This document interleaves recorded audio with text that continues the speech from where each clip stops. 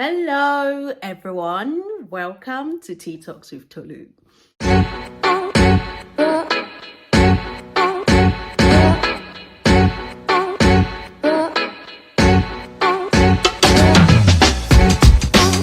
Hi guys, I know it's been a while. Today we're going to be doing a quick movie review on Namaste, Wahala. If you haven't seen it, there's going to be a few spoilers, so I can't help you there. But to be honest, there's nothing to spoil. Just watch this one. This will probably be more interesting than the movie itself. Okay, I'm playing. But if you saw my Instagram stories sometime this week, you would have sort of gotten my view on this.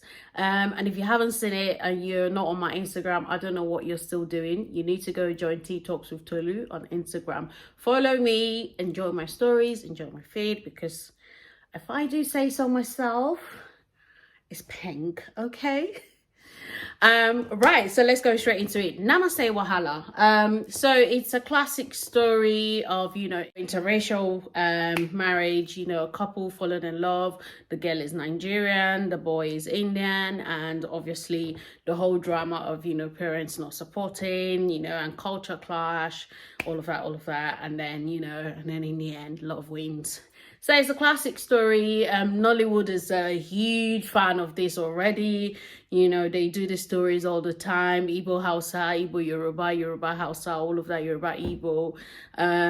Prince marries house girl, Prince marries village girl, all of that. So we're used to this. Okay, so let's start with my score. First of all, I just want to make a disclaimer. I am not a critic. It's not a movie critic. It's a movie review just based on me as a viewer. I'm just giving my own opinion as a viewer, as someone who loves movies and loves TV series, okay? So don't be expecting, oh, but you didn't see the technical part. No, I didn't see it. I just wanted a nice movie for me to enjoy. Okay, so I'll start with my scores. I am going to give it a 5/10, a generous 5, based on the replies in my stories even. I think 5 is generous. Okay, let's start with the pros. Let's start with the good things that I liked about the movie. Number 1, I liked the accent. I like that they stuck to the original accent of everyone else. So the Nigerian accent was proper Nigerian accent. Everyone, including ladies, because what I'm seeing with Netflix movies now is that even if the guys are still sort of keeping to the Nigerian accent, the ladies are all swear. And I don't know, I'm guilty as well, but mine is an influence of moving around. So I was happy to see everyone sticking to, the Nigerian accent, playing the Indian accent as well. It was nice to see like they stuck to the original, Indian accent that the guy has, and he wasn't trying to Nigerianize his Indian accent because he's in Nigeria to show, like how they do it, like, okay, because he's Nigeria, he would say, oh, I go, what's the or something. I also really liked the outfits. Everyone's outfit was pink. I like the fact that they really tried to bring out culture. They make that culture the center of the movie in terms of their outfits. It was very nice to see everyone dressed in colorful outfits. I would have loved them to even like go a bit overboard, and with the whole lawyer setting, the bar, everything, like if they had gone fully with African suits, and just to normalize having our outfits in official places, in corporate spaces, just so that it's not looking like, okay, they can wear it when they're outside or they're going out, but obviously it's not good enough for corporate spaces. I would have loved them to show that as well. Whatever filter they used to make it all bright and colory as well, the pictures came out nice. I like the way the pictures looked as well. Well, picture like as in the movie itself, it was nice, it was bright, it was colory. Just they were intentional about the theme of the movie, so I give them that. Sadly, folks, that's about as generous I can be with my compliments. Okay. Right, let's start from the first scene. First of all, where they're both running. But how staged and how fake was that bumping into each other? God. Like, obviously we know for every movie that they bump into each other, it's not, but just make it look real, for goodness sake. It was so cringe. God. it was cringe. There's no other word to describe it. It was cringe. I could not. And then they stayed way too long. It was awkward as hell. They stayed way too long, and okay, you bumped into each other. You look, you know, it's just meant to be quick, quick, quick. You bump into each other, then you raise your gaze, and then you see him, and then he looks back, and then you see him, and then he looks back.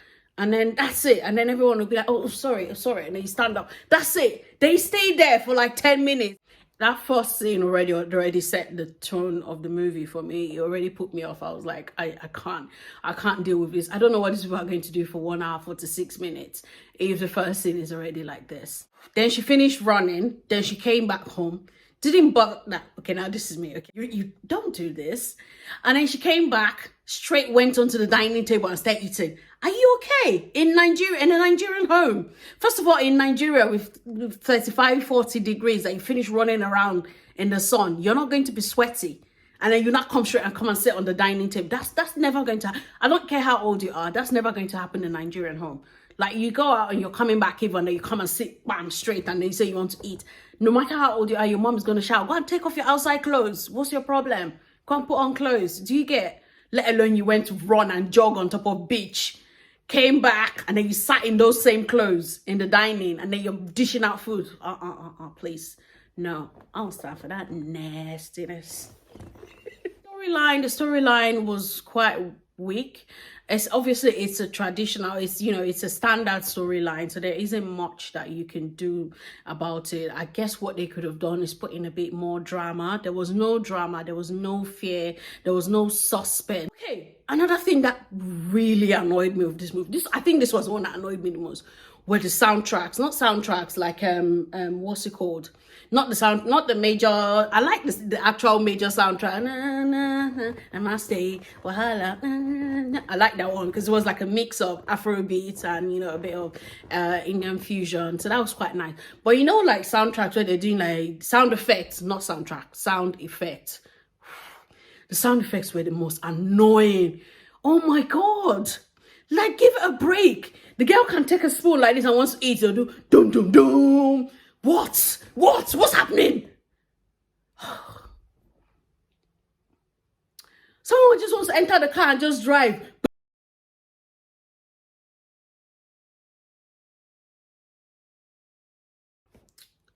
Sound effects were over, just too much. Put in like suspense where there wasn't any more suspense. Put in action sound effects where there wasn't any, slow motion when there was no emotion. Ooh, check out my rhymes there. Slow motion with no emotion. But yeah, it was just too much. I could not bear it. No, they literally I think they look back at the movie and they're like, oh, this is not hitting the spot. It's not doing I don't feel anything for this movie. Okay, chuck in all the sound effects. So this place, what I want them, I think the producer was like, here, I want everyone to feel scared. Oh, yeah, add the sound effect. And they'll do dum dum dum. And then one place that's meant to be sad, and then obviously the producer did not feel any sadness. I was like, okay, this place adds sadness music.